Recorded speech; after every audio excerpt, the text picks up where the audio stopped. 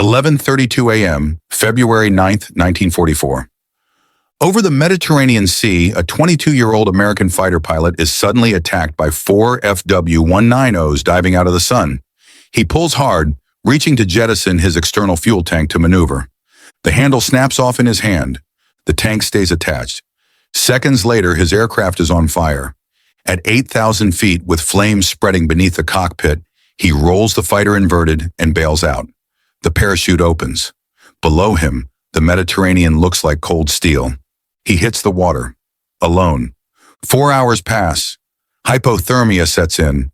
Then a German patrol ship pulls him from the sea. They save his life. And at the same moment, they end his war.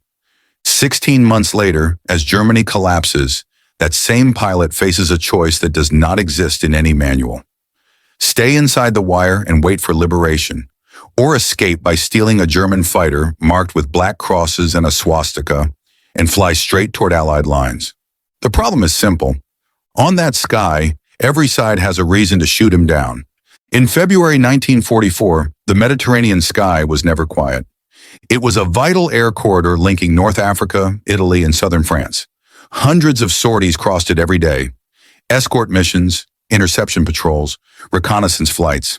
On the planning maps of Allied headquarters, it was a secondary theater. In the air, it was a meat grinder. The United States Army Air Forces were still paying for their education. They had learned daylight bombing. They had learned fighter escort. They had learned formation discipline.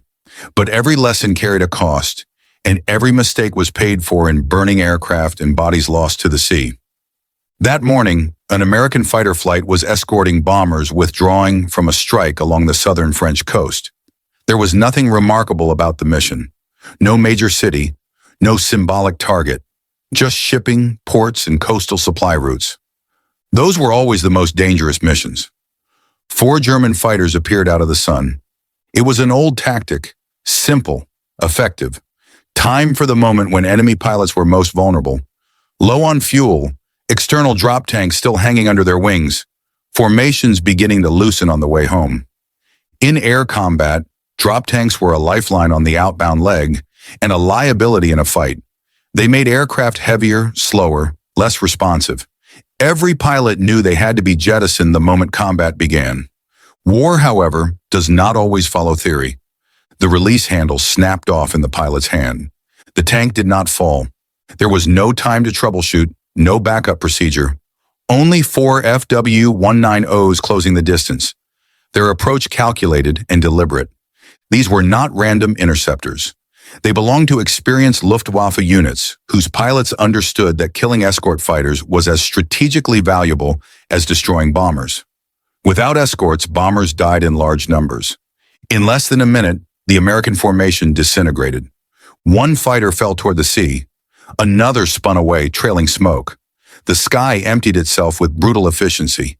No formation remained, no mutual support, only a single aircraft still carrying a full external fuel tank. The American pilot turned into the attackers. It was instinct, training overriding calculation.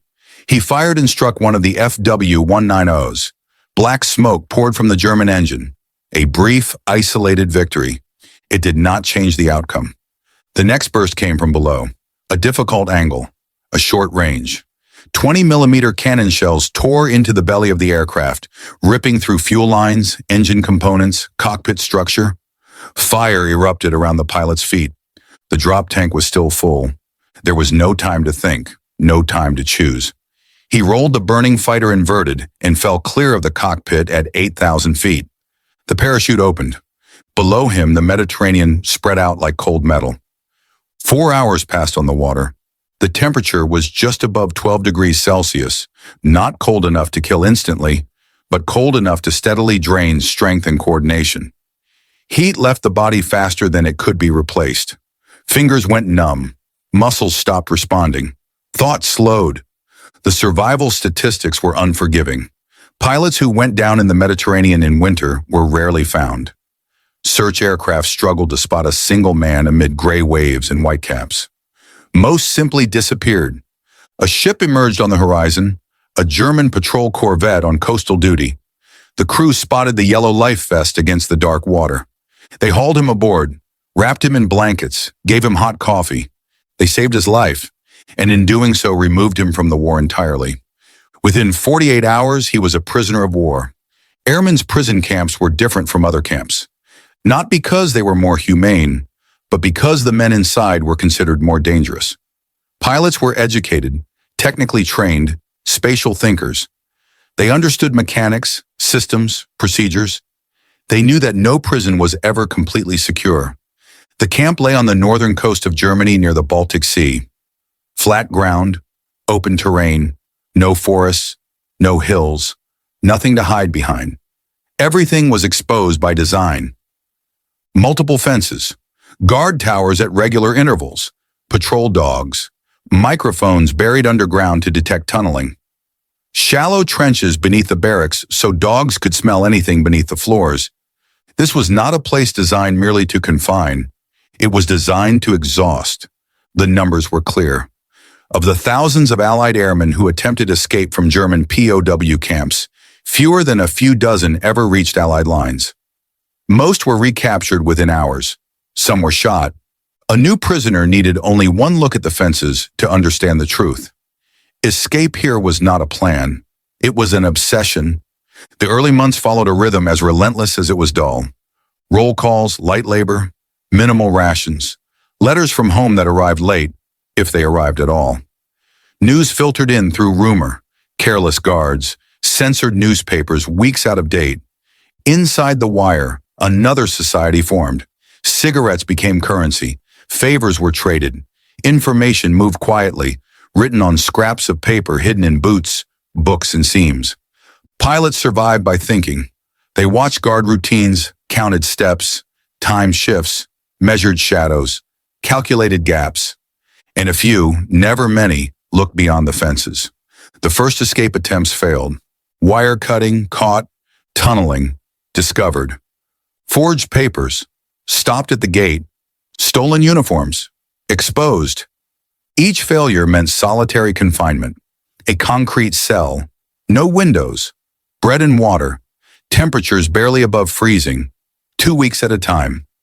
Some men broke there, not from hunger but from silence, from the absence of time markers, from the mind turning inward with nothing to grasp. Others reacted differently. They used the darkness to plan. They used isolation to think. Information began to leak through the cracks. Somewhere west of the camp, a Luftwaffe maintenance and repair facility was operating. Not a frontline base, not a major airfield, a place where damaged aircraft were repaired, serviced, and prepared for ferry flights. FW-190s, BF-109s. Names every Allied pilot knew intimately. Details surfaced slowly. Engine start procedures, fuel systems, instrument layouts, small pieces gathered over months and assembled into something larger. A fellow prisoner who had once flown captured German aircraft described the FW-190 cockpit from memory.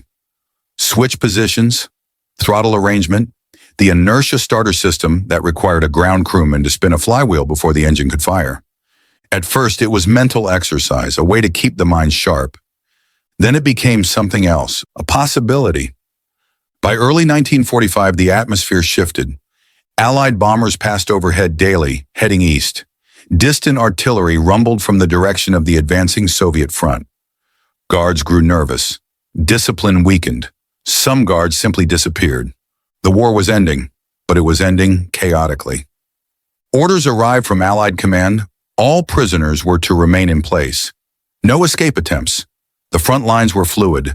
The risk of being shot by either side was too high. The order was logical. The order was correct. And it ran directly against the instincts of men who had spent 16 months behind wire. On the night of April 20th, 1945, explosions echoed in the distance. A disturbance broke out on the eastern side of the camp. Thousands of prisoners surged toward one section of the perimeter. Lights swung wildly. Guards were pulled away. Alarms sounded and then fell silent. On the western side, the fences stood nearly unguarded. 3 men carried a single wooden plank. No maps, no weapons, no backup plan. 90 seconds. From the first wire to the second. From inside to outside.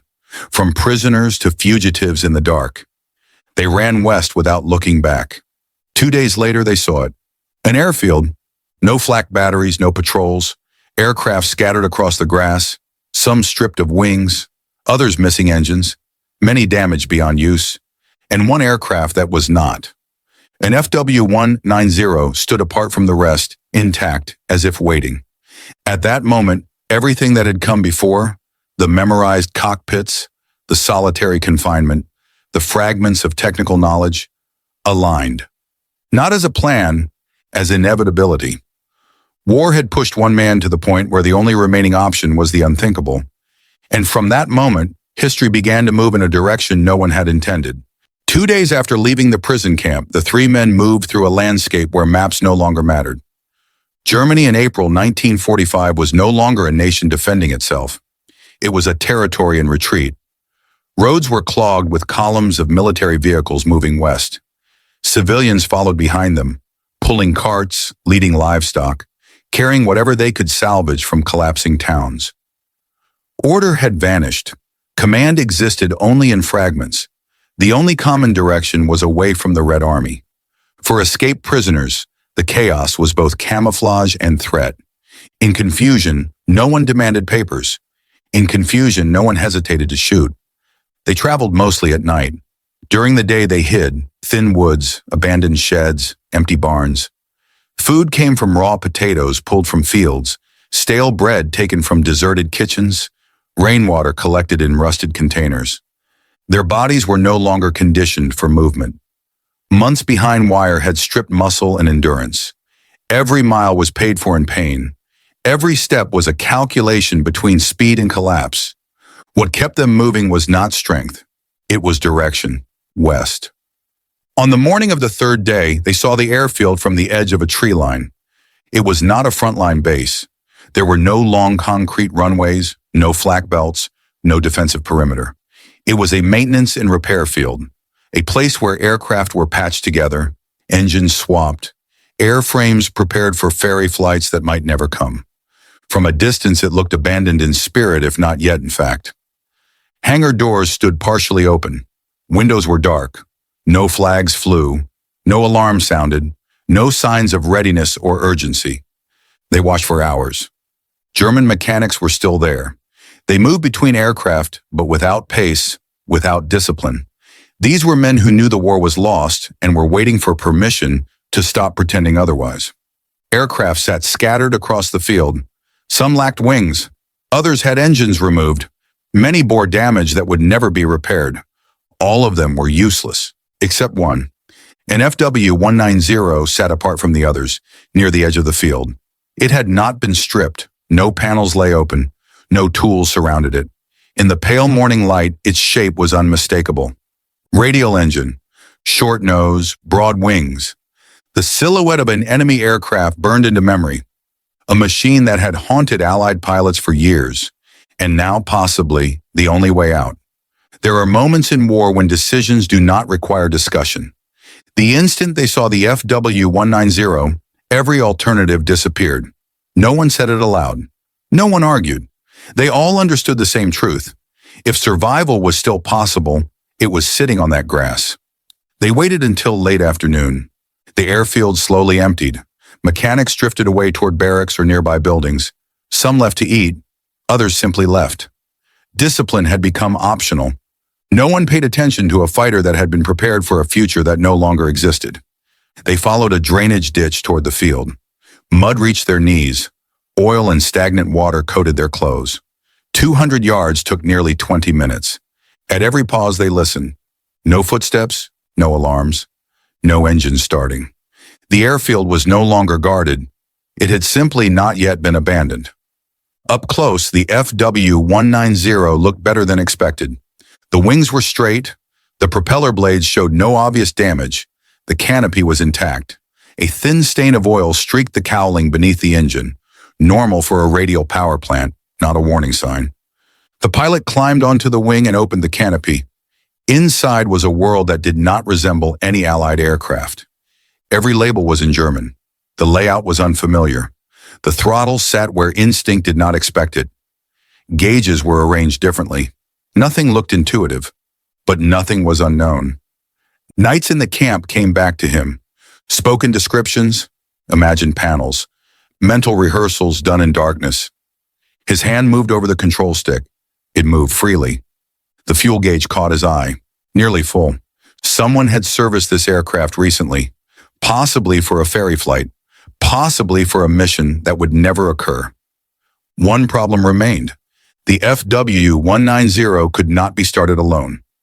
Unlike American fighters, the FW-190 used an inertia starter system. A heavy flywheel had to be spun up manually from outside the aircraft using a hand crank. Only after sufficient rotational energy was stored could the pilot engage the starter from inside the cockpit. No ground crew, no power cart, no alternatives. They needed a German mechanic. They found him behind a hangar, middle-aged, unarmed, carrying a toolbox. The face of a man who had spent years maintaining machines for a war he no longer believed in. He froze when he saw them. His mouth opened to shout. A pistol came up. No words were needed. The mechanic looked at the gun, then at the aircraft, then at the men in prison clothes who clearly had nothing left to lose. He nodded, not out of loyalty, not purely out of fear, but because of simple arithmetic in April 1945. The war was over. A bullet would not change that. He inserted the crank and began to turn. The sound built slowly, a low mechanical hum rising into a high-pitched whine as the flywheel gained speed. Stored energy accumulating in the engine compartment. The pilot climbed into the cockpit. This was a moment no training manual covered. He had never flown an FW-190 in reality. Only in memory, only in theory, only in imagination shaped by months of confinement.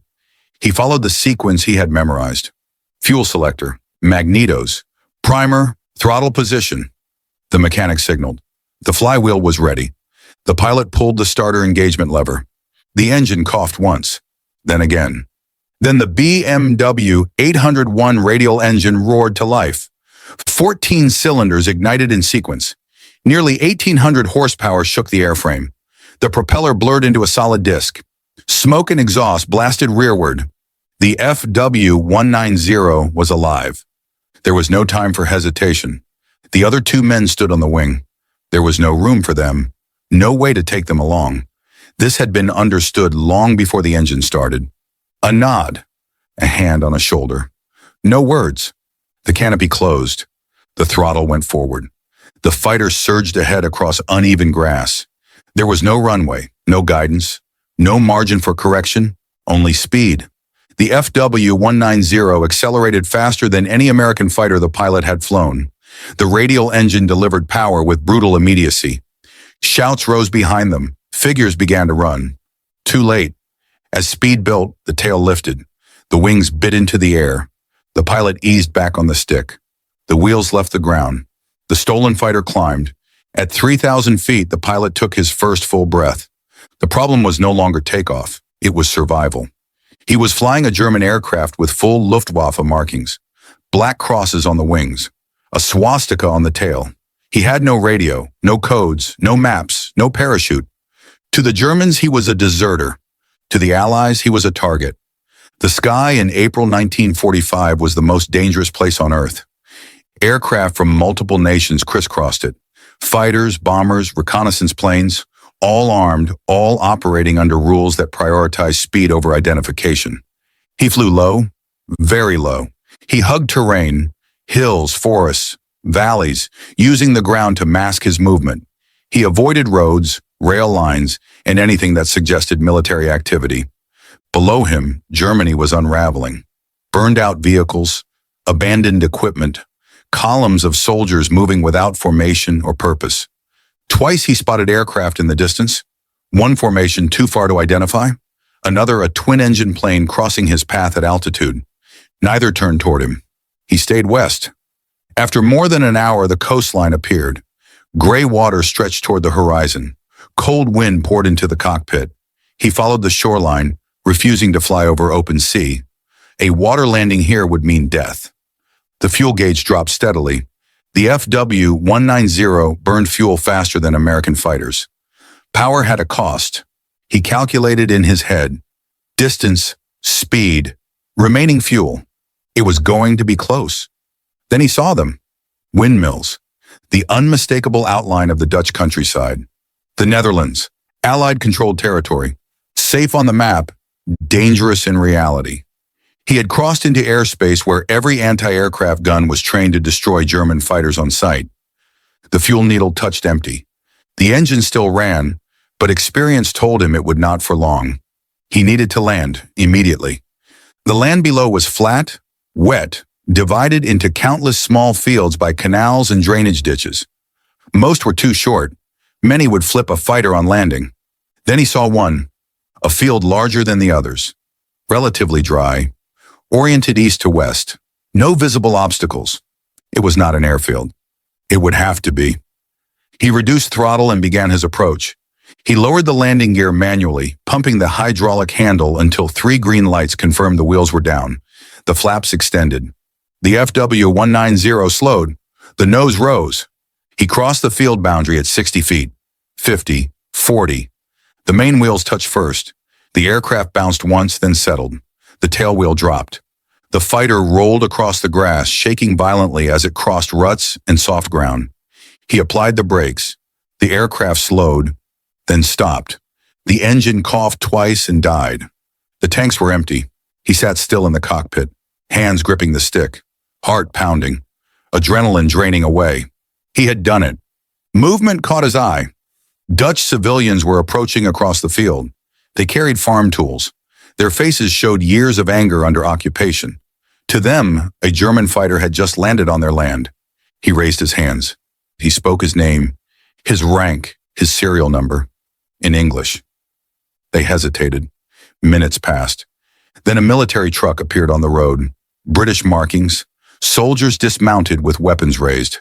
The pilot climbed down slowly, hands still above his head. At last, after everything, he stood on the correct side of the line.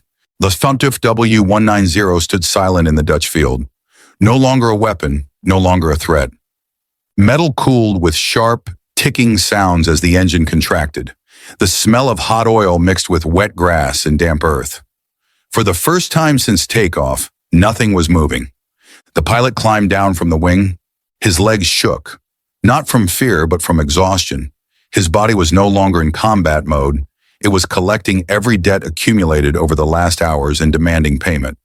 He raised his hands, not as a symbolic gesture of surrender, but as a reflex learned through war. In combat, raised hands were a language that needed no translation. The Dutch farmers slowed their advance.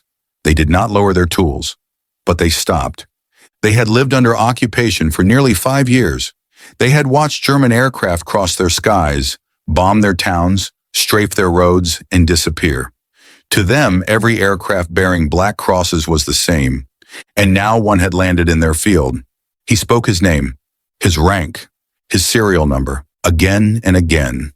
There was no microphone, no loudspeaker, no officer acting as interpreter. Just a hoarse voice, strained by cold, dehydration, and tension. English carried across the field, not German, not the language of occupation. The faces in front of him began to change, not to trust, but to hesitation. In war, hesitation is precious. 2 minutes stretched like hours. Then the sound of an engine approached from the road, a military truck, Allied markings. British soldiers jumped down, rifles raised, forming a perimeter by instinct. A German aircraft, an unknown pilot, a situation not found in any manual. He kept his hands raised. He kept talking. A British soldier approached cautiously, prison clothes torn and dirty, a thin face, sunken eyes. This did not look like a Luftwaffe pilot, but war teaches men not to trust appearances. The rifle did not lower immediately. He was taken in for questioning, not as a prisoner, as a question mark. In war, anything unclear is dangerous, especially stories that sound impossible. An American pilot, captured, imprisoned, escaped, stole a German fighter, flew it across enemy territory, landed on Allied soil. It sounded like propaganda, not a report. The next 3 days were spent in interrogation rooms.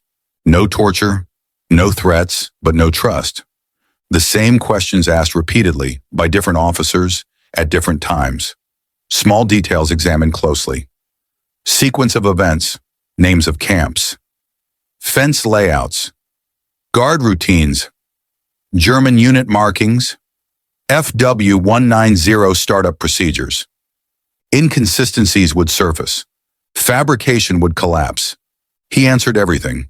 No embellishment, no heroics, no attempt to make the story cleaner or more impressive. The men across the table knew that truth usually lacked drama. Outside, the FW190 sat as physical evidence. Empty fuel tanks, rough landing marks, an intact cockpit, an engine still warm when Allied troops arrived. Everything matched.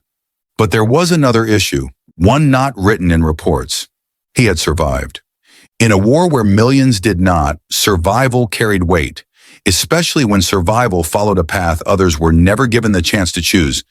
Inside the camp, thousands remained behind the wire.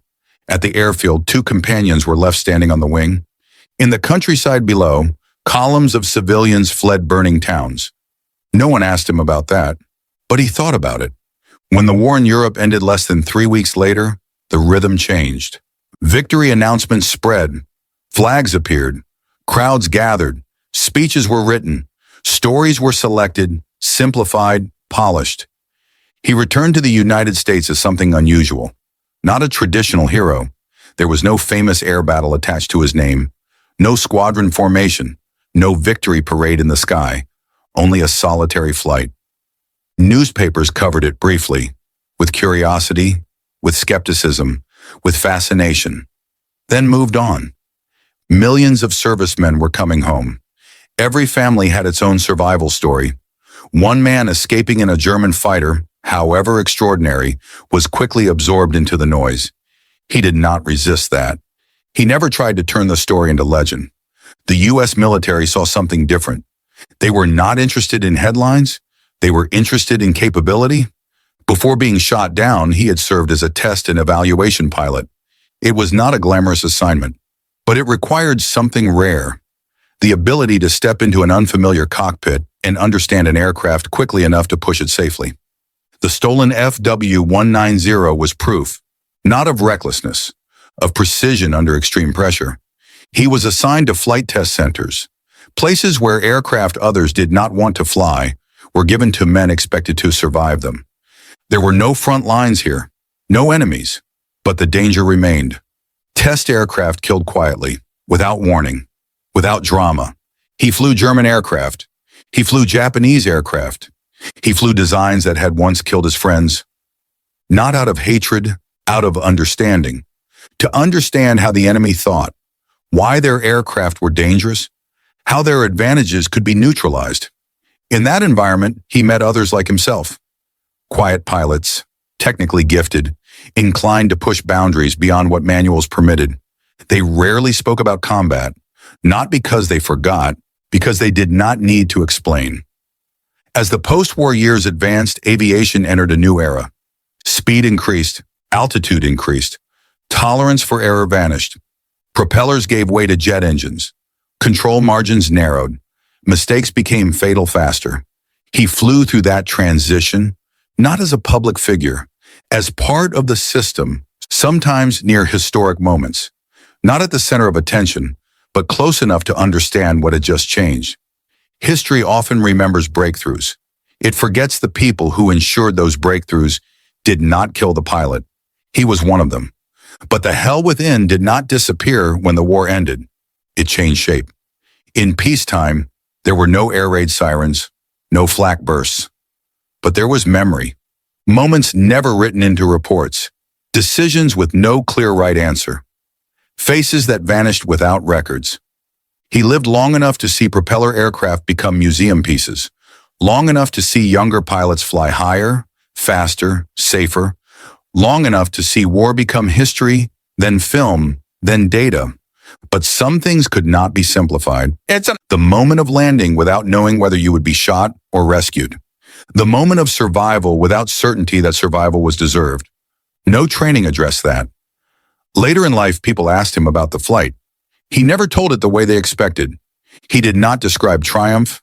He spoke about silence, about sitting in the cockpit after the engine died, unsure if he had crossed into safety or another form of danger. It was not a moment of victory. It was a moment of emptiness. War is often explained through numbers.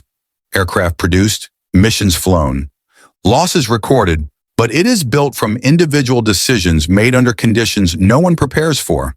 The decision to bail out of a burning aircraft, the decision not to wait for liberation, the decision to sit in the cockpit of the enemy. None of those decisions were symbolic when they were made. They became remarkable only later, viewed from the safety of time. The FW190 was removed from the Dutch field. The prison camp disappeared. The maintenance airfield faded from maps. But the question remained, not about skill, not about courage, about boundaries. Between enemy and ally. Between orders and instinct. Between survival and the meaning of survival. The real hell was not fire or wire. It was living afterward, carrying the weight of having made it through. The war in Europe did not end with a single moment. It ended through exhaustion. There was no final aerial battle that closed the sky. No coordinated formation marking victory. Instead, the last days stretched out unevenly, as systems continued to function on momentum, long after their purpose had disappeared. In early May 1945, Germany no longer possessed the ability to fight as a unified force. Units disintegrated. Command structures fractured. In many areas, the war ended simply because there was no one left to give orders. For those who had just escaped captivity, this was the most dangerous phase of all. The Red Army advanced from the east. Allied forces moved from the west. Between them lay unstable zones where identity mattered more than intent. In those spaces, anyone could be shot for being in the wrong uniform or for not wearing one at all. Many prisoners still inside the camps were not liberated immediately. Some were held for days, others for weeks, subjected to confusion, suspicion, and rough treatment as the front lines passed over them. War did not end simultaneously for everyone. Escaping early had unintentionally spared some men from that chaos. It also created an uncomfortable truth. Those who left survived sooner. Those who stayed endured longer. No official report recorded that distinction. Those who lived through it understood. When the escaped pilot was formally returned to American control, he entered another system. There were no fences now, no guard towers, but there were desks, files, intelligence officers, and questions that were never asked only once. The war had produced too many strange scenarios for anything to be accepted at face value. Stories that sounded extraordinary demanded verification. Survival outside expected patterns required explanation. He underwent extensive debriefings, not to celebrate, to document. He described the prison camp in detail, guard routines, fence construction, morale among German personnel, conditions at rear area airfields, the real-world procedures required to start and fly an FW190 under stress. Each detail was recorded, not because of the story, because of its utility. In war, a single individual can be more valuable as a source of information than as a symbol. The captured FW190 was removed from the Dutch field and transported for analysis. To Dutch civilians, it had represented occupation. To Allied engineers, it represented data. The aircraft was dismantled. Components were measured, cataloged, compared. The focus was not on how it had been stolen, but on what it revealed. Engine design, control harmonization, weight distribution, maintenance philosophy. Solutions the Germans had chosen for the same aerodynamic problems Allied designers faced. A machine that had once inspired fear was reduced to diagrams and numbers. This was how wars truly ended. Weapons became information. There was no grand ceremony when he returned home. Not because the story lacked merit, but because the moment could not accommodate exceptions. Millions of servicemen were returning. Every one of them carried a personal account of survival. There was no space to elevate individual anomalies. Newspapers reported the incident briefly. The tone ranged from curiosity to disbelief. Then attention shifted elsewhere. He did not attempt to preserve that attention. War had taught him that visibility was temporary. It arrived quickly and it disappeared faster. The U.S. military, however, did not forget. They did not view him as a headline. They viewed him as a capability profile. Before being shot down, he had served in test and evaluation roles. The assignment lacked prestige, but it required a rare skill set, the ability to enter unfamiliar aircraft, interpret systems rapidly, and push them without losing control. The stolen FW190 confirmed that capacity beyond question, not as recklessness, as precision under collapse. He was reassigned to flight test centers, places where experimental, captured, or unstable aircraft were flown by those expected to understand them before they failed. There were no battle lines here, no enemy aircraft, but the danger remained constant. Test flying killed without warning, without noise, without witnesses. In the years that followed, aviation crossed a threshold. Propellers gave way to jets, speeds doubled, margins vanished. Mistakes that might once have been survivable became instantly fatal. He flew through that transition, not as a public figure, as part of an ecosystem, sometimes near historic moments, but rarely at the center of them. Close enough to observe, to evaluate, to understand what had just changed. History tends to remember breakthroughs. It forgets the individuals who ensured those breakthroughs did not kill their pilots. He was one of those individuals. As time passed, the story of the stolen FW190 began to reappear in different forms. Some versions emphasized daring. Some framed it as legend. Some simplified it until it fit a comfortable narrative. Within aviation circles, it was understood differently. It was not celebrated as heroism. It was studied as an extreme case of systems comprehension under collapse. It demonstrated how training, observation, and disciplined decision-making could converge under conditions where no doctrine applied. Not everyone could do it, and not everyone should. That distinction mattered. Late in life, he spoke rarely about the war. Not because memory faded, because explanation was unnecessary. War does not require repetition to remain present. It lives permanently within those who experienced it. When asked about the flight, he did not describe victory. He described silence. Sitting in the cockpit after the engine stopped, uncertain whether he had reached safety or simply a different form of danger. It was not a moment of triumph. It was a moment of depletion. War is often described through scale: aircraft built, sorties flown, casualties counted. But it is shaped by individual decisions made in environments no one trains for. The decision to abandon a burning aircraft, the decision not to wait for liberation, the decision to sit in the cockpit of the enemy.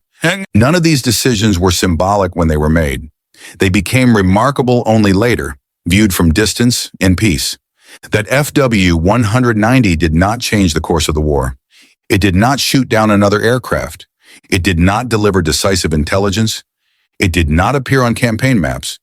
What it did reveal was something simpler. When systems collapse, war returns to its most basic form: individual choices made under pressure. Today, the Second World War is cataloged, analyzed, digitized. Maps are clear, timelines precise, data verified. Yet moments like this flight resist classification. They exist between planning and chance, between doctrine and instinct, between orders and autonomy. That is why they rarely occupy the center of official history and why they persist. As reminders that history is not written only by general staffs, it is also shaped by individuals forced outside every plan. The war ended. Aircraft were scrapped or placed in museums. Camps disappeared. Airfields vanished from maps. But the question remains, not how was it done, but when? When does a system stop protecting those within it? When does survival override obedience? When does an individual decision become a fragment of history? This is why the story matters. Not to glorify, not to dramatize, not to mythologize war, but to record that somewhere, between collapsing fronts and fading commands, a single man sat alone in an enemy cockpit, uncertain whether he would be shot or rescued. And in that moment, war revealed itself most clearly.